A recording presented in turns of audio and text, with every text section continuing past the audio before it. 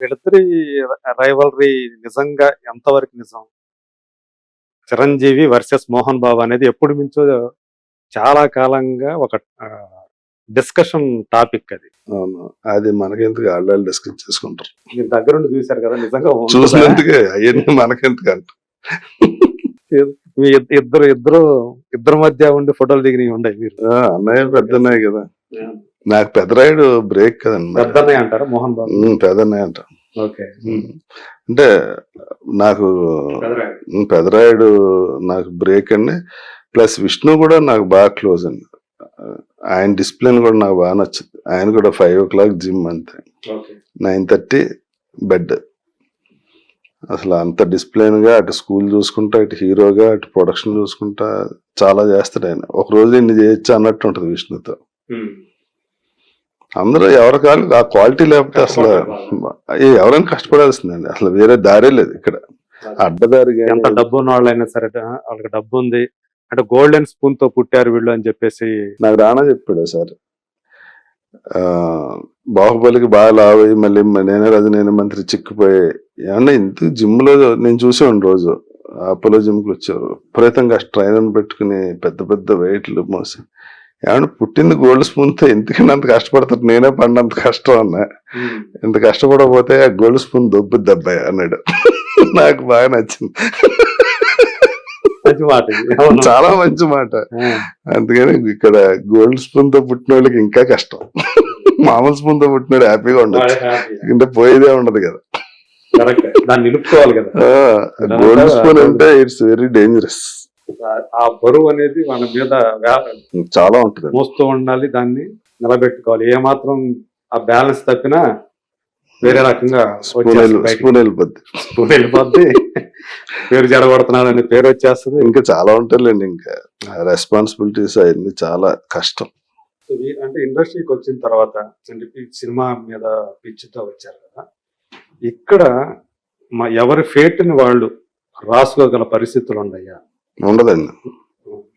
ఒక్కటి సార్, ఎవరికైనా అంతేనా? నటులకైనా సార్ ఇక్కడ సార్ కష్టపడ్డోడికి ఏదో రోజు టైం వస్తుంది సార్. కష్టం లక్ కలిస్తే అది వేరే, ఎక్కడికి వెళ్ళిపోతారు. ఓన్లీ లక్ మీద వచ్చిన వాళ్ళు అది నిలబెట్టుకోవడం చాలా కష్టం కష్టపడకుండా. ఓకే, నేను చాలా మంది చూస్తుంటారు కదా, ఏమాత్రం లేజీగా ఉన్నా ఓ సినిమా హిట్ అయింది కదా అని అది లేజీగా తయారైతే కరెక్ట్ గా 2-3 years లో ఫేడ్ అవుట్ అయిపోతుంది. సినిమా హిట్ అయ్యాక ఇంకా కేర్ఫుల్ గా ఇంకా కొత్తగా డాన్స్ నేర్చుకుని మొత్తం 6 packs చేసుకుని పాపం ఏం తినరు వాళ్ళు, అంతంత సంపాదించుకుని అంత కష్టపడి డైట్ అన్ని మెయింటైన్ చేయాలండి. ఏది తినాలనిపిస్తే తినడానికి లేదు, తింటే ఏముంది క్యారెక్టర్ ఆర్టిస్ట్లు అయిపోతుంది మళ్ళీ. అది చాలా ఆ బ్యాలెన్స్ ఉన్నోళ్ళు ఎప్పుడు అంటే అండి, ఇంకా ఆ హీరో ఇమేజ్ వచ్చాక ఇంకా జీవితం అంతా అంతే, ఏది పడితే అది తినడానికి ఉండదు. క్యారెక్టర్ బట్టి చాలా కోల్పోవాల్సి అనుకుంటా. అసలు క్యారెక్టర్ బట్టి మొత్తం ఆహార్యం అంతా మారిపోద్ది కదండి. ఇది వరకు హీరోలు ఏంటంటే ప్రతి సినిమాలో ఒకే రకంగా కనిపించేవాడు, ఇప్పుడు ప్రతి సినిమాకి మారిపోవాలి. స్టిల్ చూస్తే ఏ సినిమా చెప్పచ్చు. అలాగా పాపం ఒకప్పుడు అంటే అది ఏ సినిమాలో తెలియదు, సినిమా బాగుంటే చూసేట. అప్పుడు ఇప్పుడు ఆ పరిస్థితి లేదండి. లుక్స్ అన్ని ఒకే రకంగా కనపడేవి అప్పుడు. సో అంత సినిమా కోసం క్యారెక్టర్ కోసం అంత కష్టపడాల్సిన పరిస్థితి ఈ రోజు ఉంది అందరికీ. మీరు ఇక్కడికి వచ్చిన తర్వాత మిమ్మల్ని ఎంకరేజ్ చేసిన వాళ్ళు కానీ, అంటే పడిపోతున్నామరా ఇక కష్టం అనుకున్న పరిస్థితుల్లో మిమ్మల్ని ఆదుకున్న వ్యక్తులు కానీ అలాంటి ఉండయా ఎప్పుడన్నా మీకు జరిగింది? అంటే నేను నైస్ రాజా అనే సినిమా హీరో చేశాక ఆ సినిమా రిలీజ్ అవ్వలేదు. అప్పుడు నాకు 1 year గ్యాప్ వచ్చిందండి ఇండస్ట్రీలో. అంటే నేను హీరో చేశాను కదా, మళ్ళీ క్యారెక్టర్ చేస్తే ఏమవుతుందో తెలియని కన్ఫ్యూజన్ లో ఉండేవాడిని. అప్పుడు 1 year గ్యాప్ వచ్చిందండి. అప్పుడు 1 year తర్వాత ఈ సినిమా రిలీజ్ అవ్వదు, ఇంకా మనం రెగ్యులర్ గా సినిమాలు చేయకపోతే ఇబ్బంది పడతాం. అప్పుడు నేను చాలా అప్ చేయాల్సి వస్తుంది 1 year లో. అప్పుడు చిన్న కన్ఫ్యూజన్, ఇబ్బంది బాగా. పిల్లలు వాళ్ళ స్కూల్ ఫీజులు కట్టాలి అంటే మరీ అంత ఇది కాదు. మిడిల్ క్లాస్ ఫ్యామిలీ ఓకే, ఇంటికాడ అడిగితే పంపిస్తారు, అలా ఉంటది. కానీ మామూలుగా కొంచెం పర్వాలేదు, కొంచెం మిడిల్ క్లాస్ అండి, అప్పర్ హై క్లాస్ అలాగేం కాదు. అప్పుడు నాకు హెల్ప్ చేసింది సుమన్ గారు.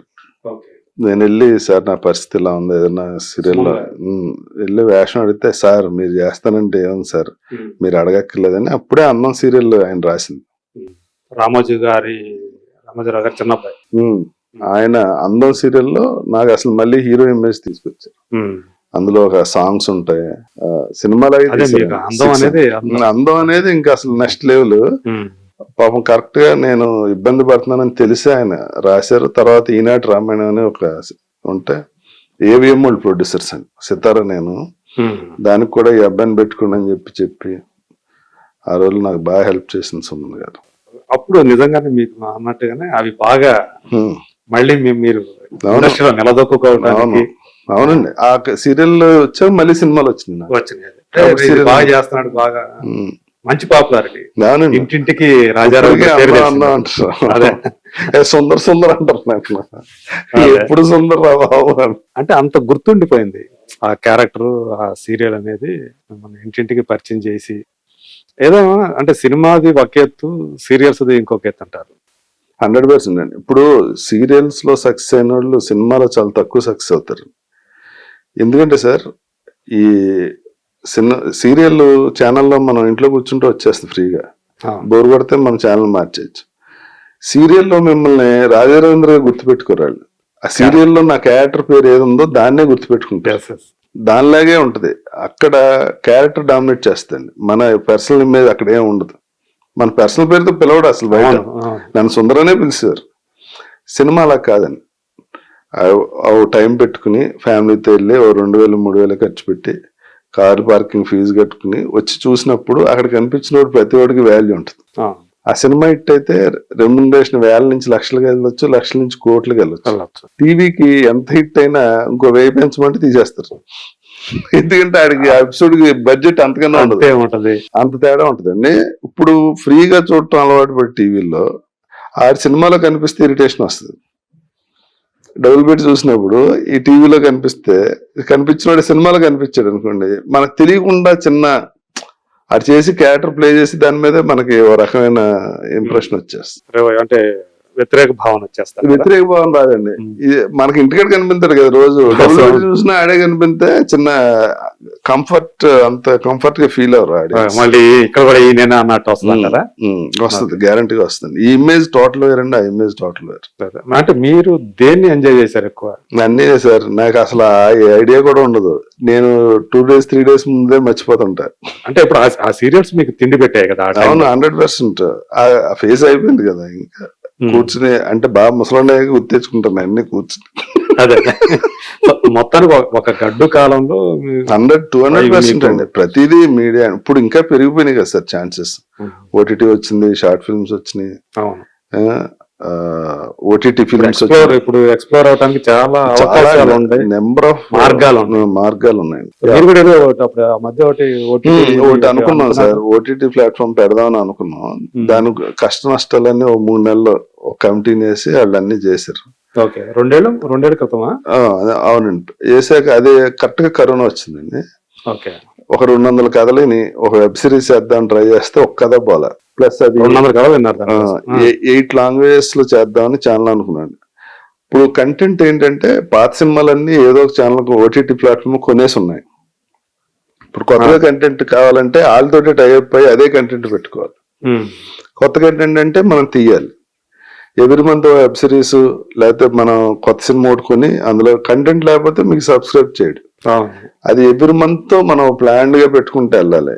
1000 కోట్ల బడ్జెట్ వేసి పెడదామని చూస్తే తెలుగుకి అందులో 40 కోట్లు 50 కోట్లు వచ్చింది. హిందీకి మేజర్. ఇప్పుడు ఈ 40 కోట్లు 50 కోట్లు ఓ సినిమా కొంటే సంవత్సరం బడ్జెట్ అయిపోద్ది. కరెక్ట్. దాన్ని పెంచితే సబ్స్క్రిప్షన్స్ ఎంత వస్తుందో తెలియదు. ఎందుకంటే సార్ నెట్ఫ్లిక్స్, హాట్ స్టార్ వీళ్ళందరూ ఇండియాలో, అమెజాన్ వీళ్ళు ఇండియాలో వాళ్ళ బడ్జెట్లు వచ్చి 5,000 కోట్లు 7,000 కోట్లు 10,000 కోట్లు అలా ఉన్నాయి. లాంగ్వేజ్ కింద అని పెట్టేసుకున్నారు.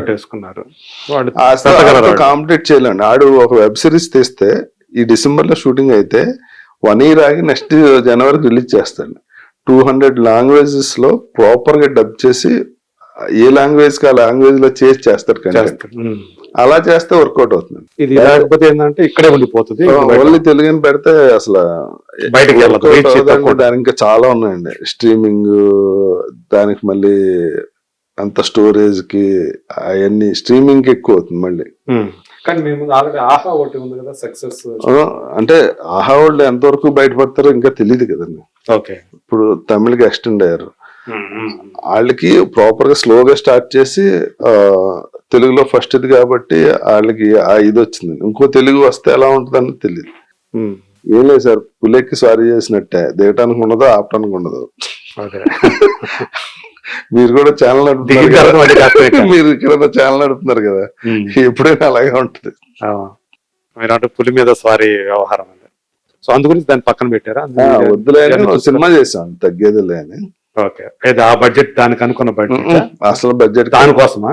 ఓన్లీ సినిమాలు చేస్తే ఏమైనా 3 నెలలు 4 నెలలు ఎగ్జిట్ అయిపోయి వేరే పని చూసుకోవచ్చు. సక్సెస్ అయితే ఇంకో 4 తీయొచ్చు, లేకపోతే ఆపేయచ్చు. ఆ రోజుతో చేతులు కడిగేసుకోవచ్చు. ప్రస్తుతం ఇది కొన్ని రోజులు నడుపుతాం అని చెప్పి ఓ సినిమా చేస్తాం. తగ్గేదేలే. దాని మరి ఏంటి ఏమైంది? నవీన్ చంద్ర అని మన దండుపాలెం గ్యాంగ్ ని పెట్టి ఆ దండుపాలెం డైరెక్టర్ గారు చేశారండి, శ్రీనివాసరాజు. అది యావరేజ్. దాంతో ఇంకా సర్లే కొంచెం గ్యాప్ తీసుకుని పెద్ద సినిమాలు చేద్దాం, చిన్న సినిమాలు చేద్దాం. అంటే డబ్బులు పోయినాయా వచ్చినాయా ఏమన్నా సరిపోయినాయి? అంటే పర్లేదండి, అంటే కొంత పోయింది. మొత్తానికి అంటే ప్రొడక్షన్ అయితే కంటిన్యూ చేయాలని ఉంది. అంటే ఇప్పుడు పెద్ద సినిమా చేయాలన్నా ఇప్పుడు సినిమాది ఏంటో ఇప్పుడున్న పరిస్థితుల్లో ఏం అర్థం కావట్లేదు సార్. ఎలా అంటే ఇంతవరకు ఓటీటీ వాళ్ళు బాగా పెట్టి కొన్నారు. ఇక్కడ నుంచి వాళ్ళకి కూడా బడ్జెట్లు ఈ రేంజ్ పెరిగి కొద్ది వాళ్ళకి బడ్జెట్లు తగ్గినాయి. ఏ సినిమా కొంటారు వాళ్ళు, ఏ సినిమా కొనరు, హిందీ డబ్బింగ్ కొంటున్నారు, శాటిలైట్లు కొంటున్నారు, ఎంత వచ్చింది కదా. ఇప్పుడు అవన్నీ ఈ సంవత్సరం నుంచి తగ్గించే పరిస్థితి ఉంది.